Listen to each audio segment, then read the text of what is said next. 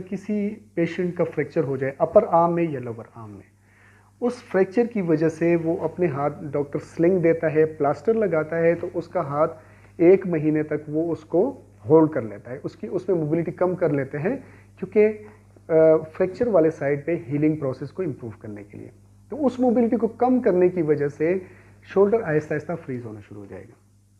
या पट्ठों की इंजरी, जो रोटेटर कफ मसल्स हैं, उसमें से किसी 4 मसल्स है रोटेटर कफ के, उसमें से किसी एक मसल की भी इंजरी होगी, तो उस इंजरी की वजह से, उस पेन की वजह से पेशेंट क्या करेगा, अपने हाथ को ज़्यादा रेंजेस में मूव नहीं करेगा, तो Aahista Aahista frozen shoulder develop होने के चांसेस है। तो इससे ये बात जाहिर होती है कि फ्रोजन शोल्डर की सबसे बड़ी काज जो है वो इमोबिलिटी है, इमोबिलाइजेशन है।